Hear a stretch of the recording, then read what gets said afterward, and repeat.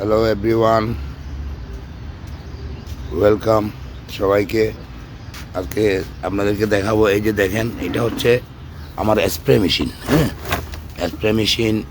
এটা আপনাদের কি বলবো, এটা একটু নষ্ট হয়ে গেছে। এটার পরিবর্তে এখন শোভন ভাইয়ে কীভাবে কি করে সেটা দেখাবো, নতুন একটা জিনিস, আপনারা দেখতে থাকুন। এই দেখেন শোভন ভাই কী করতেছে, আমাদের বিখ্যাত শোভন ভাই। শোভন ভাই একটু অসুস্থ বোধ করতেছে, ঠান্ডাও লাগছে, একটু কাশতেছেও। এরপরও গাছের যত্ন হিসেবে তো গাছের যত্ন নিতে হবে, সেই জন্য গাছের যত্নের জন্য এই যে দেখেন, এগুলো হচ্ছে হুইল পাউডার, সার্ফ এক্সেল, সাবানের পানি, বিভিন্ন ধরনের সাবানের পানি দিয়ে এগুলো করা হয়েছে। এগুলো এখন গাছের পোকা দমনে ব্যবহার করা হবে। আপনারা দেখতে থাকুন কি অবস্থা, কি করে শোভন ভাই। এই দেখেন শোভন ভাই কী করতেছে, দেখেন এগুলো কি সুন্দর ফেনা হচ্ছে। এই ফেনাগুলা সবগুলো সাবানের পানি থেকে হচ্ছে। ওই দেখেন শোভন ভাই কীভাবে দিচ্ছে পানিগুলা। শোভন ভাই আর মগ দাও। ঠিক আছে, এখন এগুলো গাছের মধ্যে শোভন ভাই মারি দিবে, দেখবেন যে গাছের মধ্যে স্প্রে করে দিবে। আপনারা এর সাথে কী করবেন, গাছের যত্ন নেওয়ার জন্য এই যে আপনাদের ওই ইউরিয়া সার আছে না, ইউরিয়া সারের পানিও আপনারা গাছে স্প্রে করতে পারবেন। এই যে দেখেন শোভন ভাই স্প্রে করতেছে, দেখেন ওই যে এই যে ও পশ্চিম পাশে দাও। এই দেখেন, আপনারা এভাবে গাছে ভিজাই দিবেন পোকামাকড় দমনের জন্য, দেখবেন যে গাছে একদম পোকামাকড় একদম শেষ হয়ে যাবে। দেখছেন, এই যে দেখেন, দিয়ে দাও। এই দেখেন শোভন ভাই কীভাবে কী করতেছে, দেখেন দেখছেন। পোকা দমনের জন্য আপনারা বিভিন্ন কীটনাশক সারও এরকম স্প্রে করতে পারবেন এইভাবে পানি দিয়ে। আমার যেহেতু মেশিনটা নষ্ট হয়ে গেছে, এখন শোভন ভাই তো আর স্প্রে মেশিনে ঠিক করে নাই, যার জন্য এখন এভাবে পানিগুলো দিতে হচ্ছে আর কি। দেখছেন, এই হচ্ছে শোভন ভাইয়ের সকালের কাছে আজকের দিনের। এতে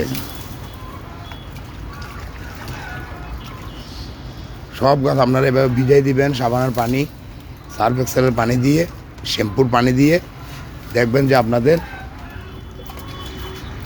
গাছে পোকামাকড় অনেক দমন হয়ে গেছে। বিখ্যাত শোভন ভাই পশ্চিম পাশ থেকে এখন পানি স্প্রে করে, আর পূর্ব পাশে এই যে দেখেন ওই সবেদা গাছের মধ্যে করতে হবে স্প্রে। দেখছেন, জোরে জোরে মারা শোভন ভাই, হ্যাঁ জোরে জোরে। এই দেখেন শোভন ভাই স্প্রে করতেছে কীভাবে। আপনারা গাছে স্প্রে করবেন, সপ্তাহে অন্তত একবার হলেও স্প্রে করবেন।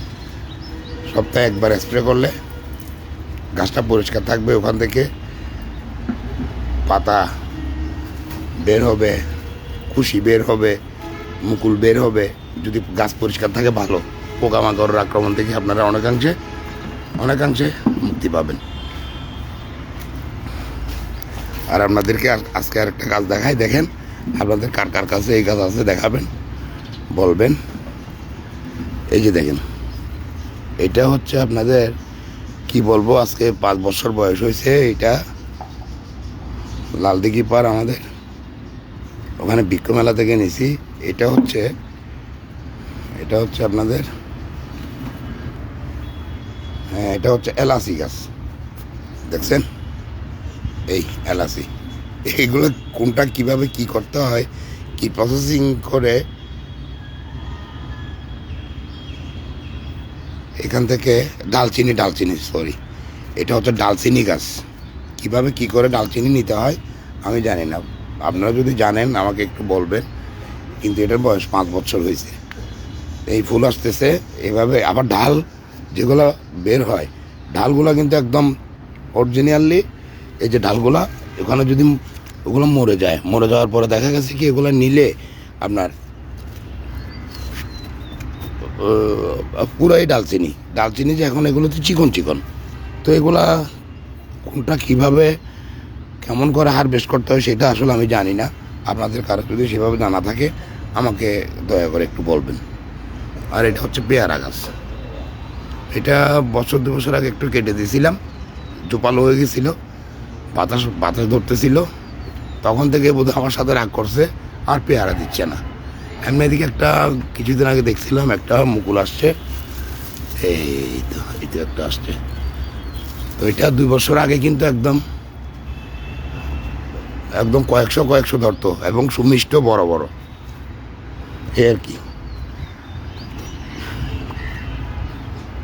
এই যে দেখেন এখানে ফুল কীভাবে ধরছে, এই দেখেন, এই যে দেখেন, এই গাছ এটা থেকে, এটা হচ্ছে সিম গাছ, ওই পাশ থেকে আসছে ফুল গাছটা, এই দেখছেন এখান থেকে আসছে। কালকে ড্রাগন গাছ দেখাইছিলাম আপনাদেরকে একটু, এটা অনেক বড় ছিল, অনেক জোপালো ছিল, এখানে অনেক বড় ছিল, এটা কেটে ফেলছে। কাটার পর আমার দাদি এগুলো 2টা ঢাল এমনি রোপণ করে দিছে। তো আপনারা ড্রাগন গাছের ডাল কেটে রোপণ করে দিলে হবে, সেটা মনে রেখে যে কেউ ড্রাগন গাছ রোপণ করতে পারেন। আর এপাশে ওখান থেকে কাটিং এনে এখানে রোপণ করছিলাম, এটা অনেক বড় হয়েছে, এখান থেকে আমরা অনেকবার ড্রাগন ফল খাইছি, দেখেন।